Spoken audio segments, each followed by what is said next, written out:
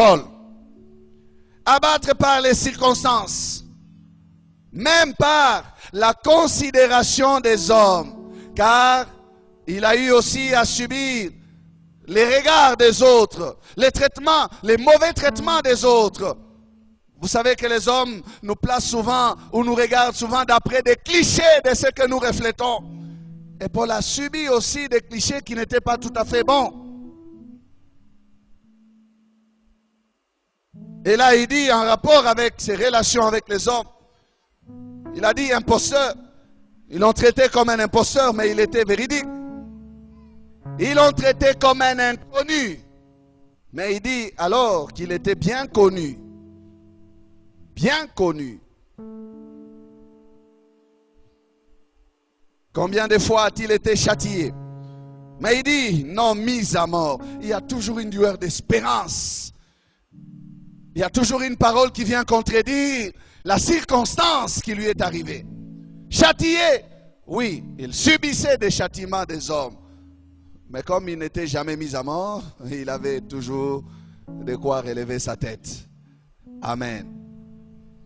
Il y avait toujours une lueur d'espérance ou d'espoir pour Paul, mourant, quoique vivant. Pauvre, traité comme un pauvre, mais il connaît sa richesse, il dit, quoique enrichissant plusieurs. Il enrichit les autres, mais le retour que les autres lui donnent, c'est quoi? Il les traite de pauvres. Pauvre. Mais il sait comment faire taire cette flèche-là. Comment l'arrêter. Attristé.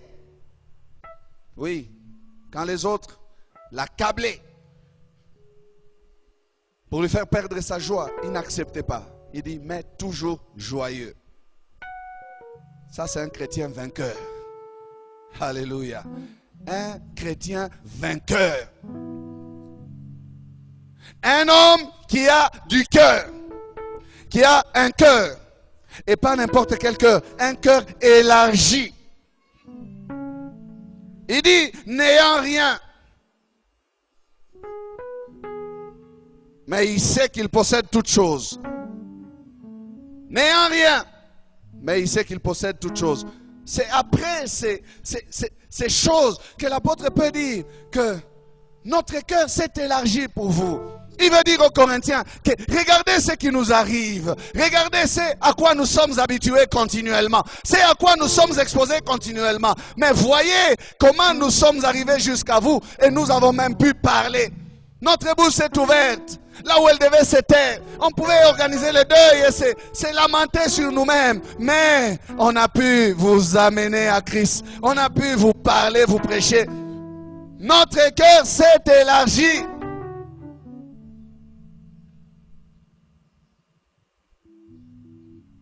Il avait un grand cœur. Il avait un cœur élargi, bien-aimé. Il essaie de leur dire que si j'étais un homme au cœur étroit, rancunier, sans amour, sans patience, je ne pouvais pas continuer cette œuvre de l'évangile. Malgré ce que j'ai vécu, je vous ai pourtant amené l'évangile. Ça, c'est le cœur élargi.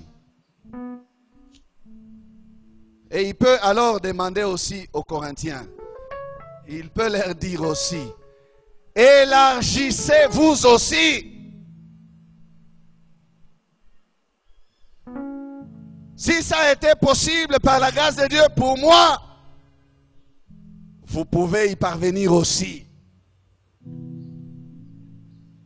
Et lisez bien la portion de 11 à 14. Il dit, rendez-nous l'appareil. Comment se fait-il que vos cœurs à vous sont trop étroits? Il dit, vos entrailles se sont rétrécies. Donnez-nous de l'espace en vous. Ouvrez-vous aussi, ayez un grand cœur aussi. Amen. Il dit, élargissez vous aussi. Élargissez vous aussi. Aussi. Vous aussi. Élargissez vous aussi. Aussi veut dire aussi. Aussi veut dire après que j'ai fait, toi aussi, n'est-ce pas? Aussi. Regardez votre frère. Dites-lui, élargissez vous aussi. Aussi. Ça veut dire que je me suis élargi. J'ai expérimenté cela. Mais vous aussi, vous en avez besoin. Quelqu'un a besoin d'avoir un cœur élargi ce matin en ces lieux. Tu as un cœur trop renfermé. Un cœur trop étroit. Des entrailles trop rétrécies. Les autres sont à l'étroit en toi. Ils sont coincés. Tu as coincé beaucoup de personnes. Élargis-toi. Ouvre ton cœur. Ouvre ton cœur, frère, sœur. C'est ce que l'apôtre veut dire. Ouvrez vos cœurs. Ne suivez pas les circonstances. Ne suivez pas ce que les circonstances vous imposent. Mais vous pouvez surmonter les circonstances. Vous pouvez avoir de bons résultats. Tout dépend de la manière dont vous traitez votre cœur. Élargissez-vous aussi. Élargissez-vous aussi. Il y a la possibilité, bien-aimés, de réagir spirituellement et non charnellement face aux circonstances qui nous arrivent. Il y a la possibilité de vaincre la pression des circonstances qui nous arrivent. Et du reste, pour certaines vies, le Seigneur permet à ce qu'il y ait des circonstances pour tirer les meilleurs de ces vies-là. Certaines personnes ne peuvent produire les meilleurs sans être pressées par les circonstances. Et lorsque les circonstances sont contraires, on puise dans ses réserves.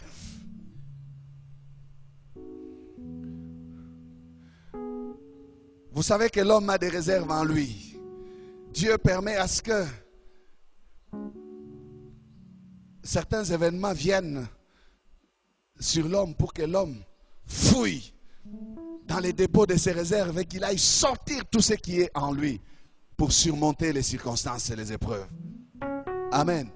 Il y a en chacun de nous, bien-aimés, des forces qui sont couchées. Il y a en chacun de nous du potentiel. Que des fois la vie normale comme ça ne nous permet pas de découvrir.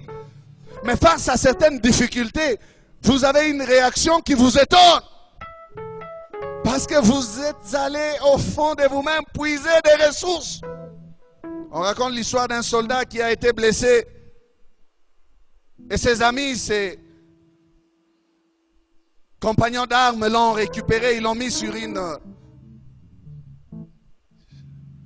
Bon, vous voyez l'histoire des brancards là. Ils l'ont prise. Et ils ont commencé à marcher avec lui. Mais chemin faisant, quelque part, il y avait des adversaires qui ont commencé à tirer sur eux. Alors ils ont dit à leurs amis, c'est difficile que nous puissions continuer avec toi comme ça. On va tous nous tuer. Alors, ils pensaient que leur ami allait faire sa dernière prière et dire, laissez-moi ici, abandonnez-moi. Mais ils ont été surpris. Cet ami leur a dit, déposez-moi par terre et je verrai ce que je vais faire. Ils étaient étonnés. Ils l'ont déposé. Et on dit que c'est lui qui a couru plus vite que les autres. Est-ce que vous pouvez comprendre ça? Il était blessé, mais il a couru plus vite que les autres. Et les autres l'ont suivi. Mais comment? Alléluia. Il y avait encore un peu de ressources en lui. Il a dit, déposez-moi par terre et je verrai ce que je peux faire. Face à l'épreuve,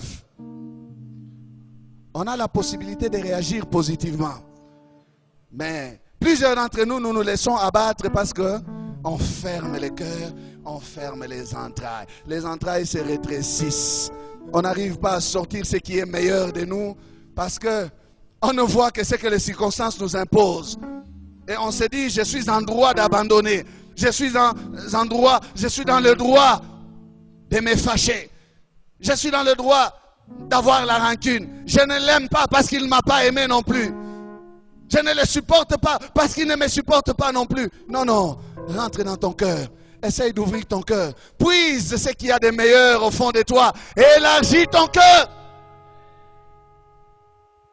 Il y a quelque chose de positif que tu peux y puiser dans ce cœur-là.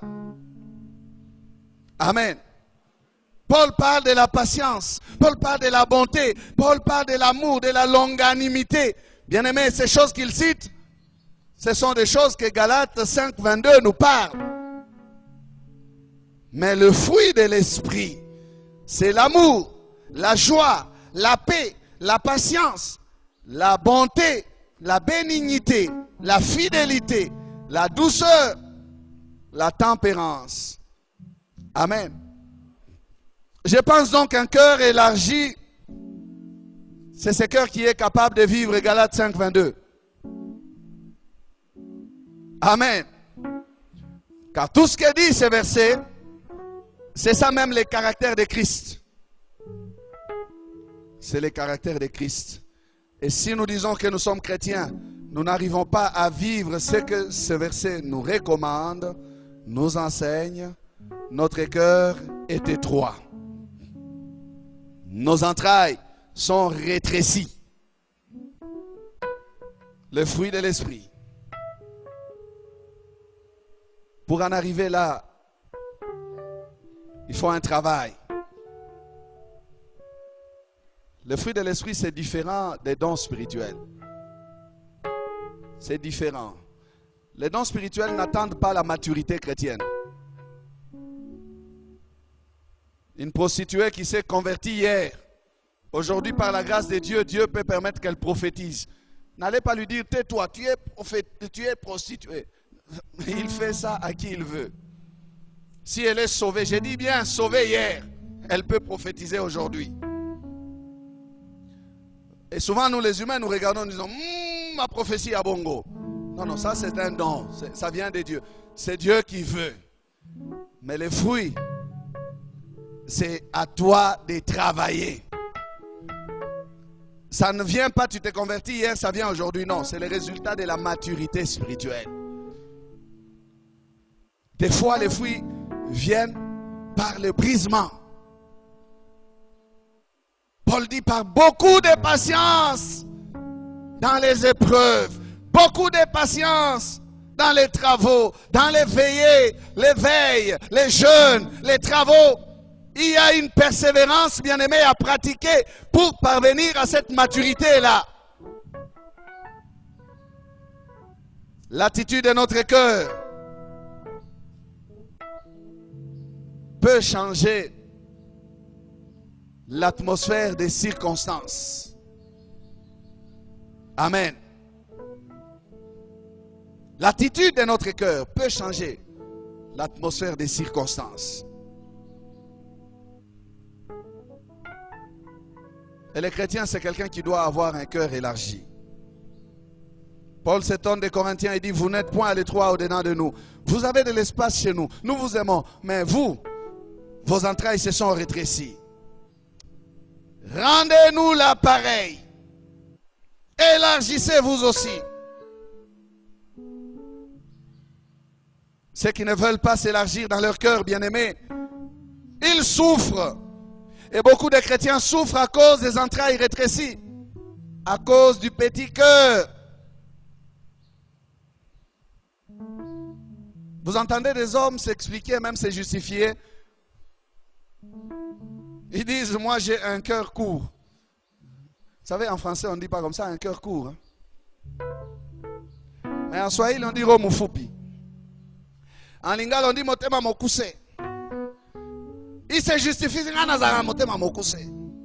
Miniko na roho mfupi, donc pas de patience. Pourquoi tu acceptes que tu aies un cœur court? Un cœur court. Un court cœur. Pourquoi? Élargis ton cœur. N'accepte pas que tu aies un cœur court. On te fait des problèmes, tu es... Quoi? Oh, moi j'ai un cœur court. tu peux fournir des efforts, tu peux demander la grâce de Dieu pour que ton cœur s'élargisse. Et ceux qui ont le cœur court sont souvent des chrétiens sans joie. Visage toujours enfrogné. Des chrétiens qui n'arrivent même pas à sourire même quand ils chantent. Il y a une très bonne louange, mais il est toujours froid. Sans communion avec les autres.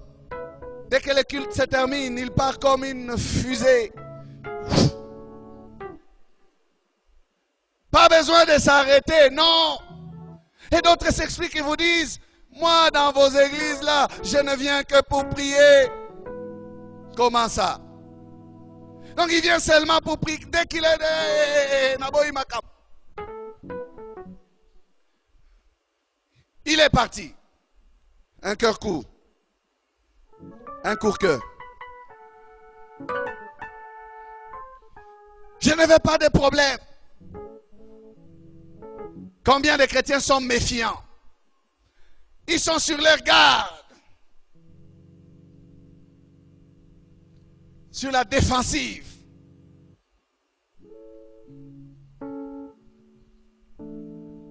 On soupçonne. On vit dans les soupçons. La Bible dit que l'amour ne soupçonne point le mal. Amen. Ils sont dans les soupçons parce qu'ils ont été déçus. Déçus hier. Mais hier, c'est passé, frère. La déception ne doit pas rester continuelle. Il y a un temps pour être blessé, mais il y a un temps pour que la blessure se cicatrise et qu'elle guérisse. Aujourd'hui, nous avons beaucoup de chrétiens blessés qui sont assis dans nos bancs ou dans les bancs de nos églises. Des blessés de guerre. Des blessés de guerre spirituelle. Des blessés de guerre. Parce qu'ils ont eu des guerres avec des frères et sœurs. Alors ils sont restés